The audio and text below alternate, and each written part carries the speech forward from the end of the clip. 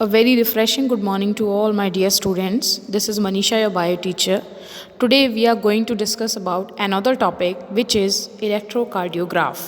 ठीक है बच्चों, आज हम इलेक्ट्रोकार्डियोग्राफ के बारे में समझेंगे जिसे हम शॉर्ट फॉर्म में ECG भी बोलते हैं। ठीक है, क्या बोलते हैं? ECG, electrocardiograph. ये ग्राफ लिखा हुआ है यहाँ पे।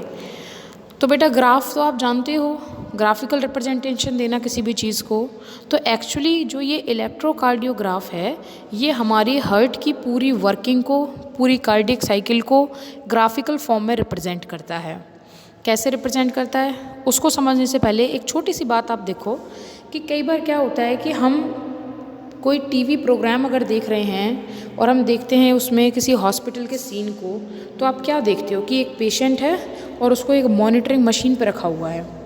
पेशेंट लेटा हुआ है बेड पे और उसके साइड में एक टीवी की तरह का एक मशीन जो है वो चली हुई है और उसमें हमें इस तरीके से लाइनिंग्स जो हैं वो नज़र आती हुई दिखाई देती हैं। ठीक है, और एक साउंड भी हमें उसमें स्टार्ट में सुनाई देती है जब ये मशीन चलती रहती है, पिप पिप, इस तरीके से बेटा पिप पिप पिप करके जो साउंड है वो भी हमें सुनाई देती रहती है साथ में। मतलब पेशेंट लेटा हुआ है हॉस्पिटल में बेड पे और उसके साथ में टीवी की तरह का एक जो मशीन है वो जुड़ी हुई है और उस पर इस तरह से ग्राफ जो है वो हमें नज़र आ रहा है। बस यही हमारा इलेक्ट्रोकार्डियोग्राफ है। अब इसे समझते हैं क्या होता है। और कई बार हम ये भी देखते हैं कि अचानक अगर पेशेंट की डेथ हो गई है तो एक सीधी लाइन उस टीवी के ऊपर आनी स्टार्ट हो जाती है इस तरीके से, और साउंड क्या आती है? पी, इस तरीके से। ठीक है बेटा, तो ये चीज़ें हम नॉर्मली देखते हैं। अब इसके बारे में ही आज हमें पढ़ना है कि भाई ये क्या है, ये किस तरह से जो इमेज इस तरीके से बन रही है उस पर क्या चीज़ है ये। इलेक्ट्रोकार्डियोग्राफ एक ग्राफिकल रिप्रेजेंटेशन है जो किस तरह से हमारा हार्ट वर्क कर रहा है, मतलब कार्डियक साइकिल कैसे हो रही है, उसको ग्राफिकल फॉर्म में रिप्रेजेंट करता है। ठीक है बेटा, This type of machine is known as electrocardiograph is used to obtain an electrocardiogram। आपको यहाँ पे दो शब्द मिले हैं देखने को, एक इलेक्ट्रोकार्डियोग्राफ क्या होता है और दूसरा इलेक्ट्रोकार्डियोग्राम क्या होता है। तो बेटा मैं जिस मशीन की बात कर रही हूँ, मैं आपको बार बार कह रही हूँ कि हम देखते हैं कि पेशेंट लेटा हुआ है बेड पे और साथ में एक टीवी जैसी मशीन है वो लगी हुई है। उस टीवी जैसी मशीन को हम इलेक्ट्रोकार्डियोग्राफ कहते हैं और जो उस पर इमेज आती है बन के उसे हम इलेक्ट्रोकार्डियोग्राम कहते हैं। तो ECG क्या है, ये फुल फॉर्म के साथ साथ इसकी डेफिनेशन दी हुई है that ECG is graphical representation of the electrical activity of heart during a cardiac cycle. जब हमने कार्डियक साइकिल पढ़ी थी तो हमने उसमें जिक्र किया था सैन का, साइनो ऑर्टिकुलर नोड का, और AV का, एट्रियोवेंट्रिकुलर नोड का। ठीक है बेटा, तो ये मैंने आपको ये भी कहा था कि जब कार्डियक साइकिल स्टार्ट होती है तो कैसे स्टार्ट होती है। सबसे पहले ऑरिकल्स कॉन्ट्रैक्ट होते हैं और ऑरिकल्स को कॉन्ट्रैक्ट होने के लिए जो मैसेज है वो कहाँ से मिलता है? वो मिलता है हमारे पेस मेकर से, जिसे हम सैन कहते हैं। ये कुछ इम्पल्स जनरेट करता है। तो बेटा इन्हीं इम्पल्स को अगर आप ग्राफिकली रिप्रेजेंटेशन में देखो तो उसे हम ECG कहते हैं। सो व्हाट इज़ इलेक्ट्रोकार्डियोग्राम, समझो इसको ध्यान से दोबारा। What is electrocardiogram?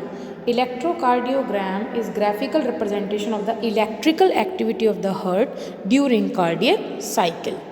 किसी कार्डियक साइकिल को अगर आप ग्राफिकल रिप्रेजेंटेशन से पढ़ना चाहते हो तो उस हार्ट की पूरी इलेक्ट्रिकल एक्टिविटी जो हमारे पास आती है, जो इमेज इस तरीके से हमारे पास आती है, okay, it is known as electrocardiogram. अब बेटा मैं आपको समझाऊंगी कि कैसे ये इमेज है, इसमें क्या हमें पता चल रहा है। मैं आपको ये पूरा पढ़ाऊंगी कि इमेज में हमें क्या क्या चीज़ें पता चल रही हैं इससे। ठीक है,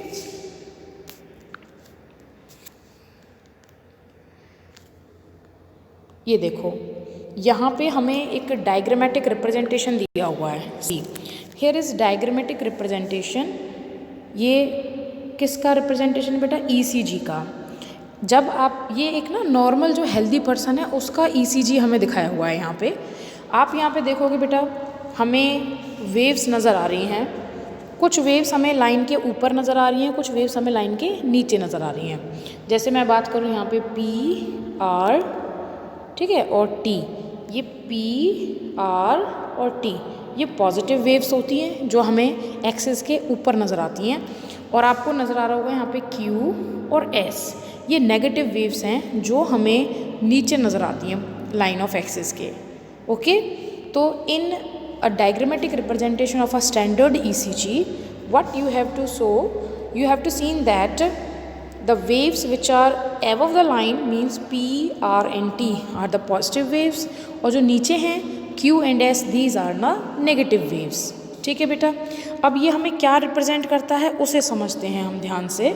देखो क्या चीज़ दी हुई है इसमें। सबसे पहली जो वेव आपको दे रखी है वो वेव कौन सी है भाई, वो P है। तो बेटा हमें ये पता होना चाहिए कि वेव P हमें क्या रिप्रेजेंट करती है। ठीक है, सब कुछ बहुत ही क्लियर वे में यहाँ पे दिया हुआ है that what this P wave represent. अब तुम मुझे ज़रा सोच के बताओ कि जब कार्डियक साइकिल शुरू होती है तो उस टाइम पे क्या होता है बेटा।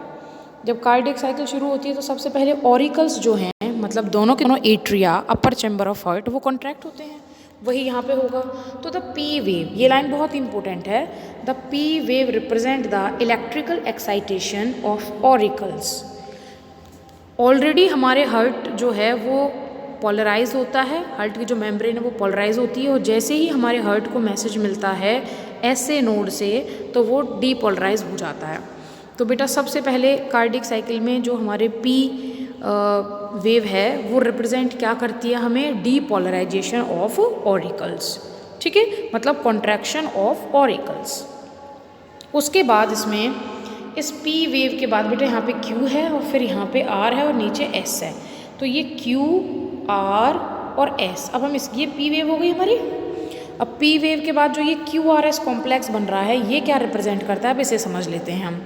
The QRS complex represent the depolarization of ventricles. इसका मतलब क्या हुआ कि अब हमारे जो वेंट्रिकल्स हैं वो वेंट्रिकल्स कॉन्ट्रैक्ट होंगे।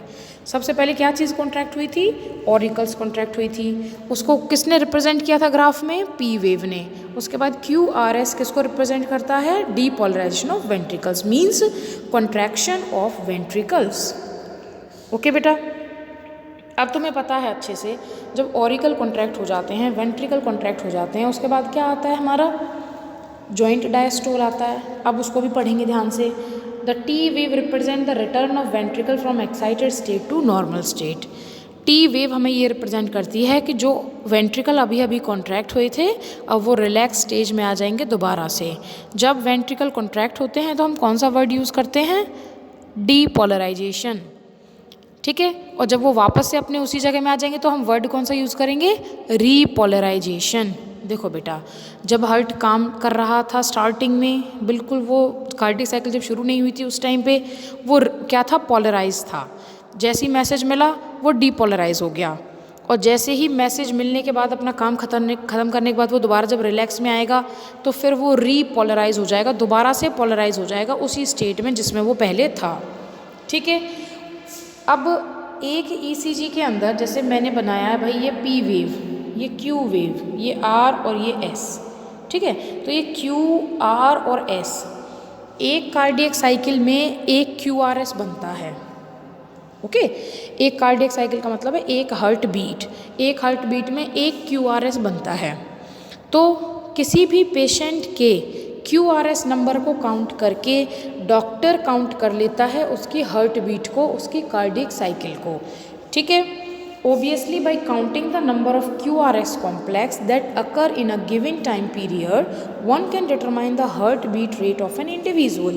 Since the ECG obtained of different individual roughly the shape for a given head configuration, lead configuration, any deviation from the shape indicate possible abnormality of the disease and hence it is a great clinical significance. ECG का इस्तेमाल heart की सारी activities को देखने के लिए किया जाता है। कैसे बेटा, समझें इसको थोड़ा सा।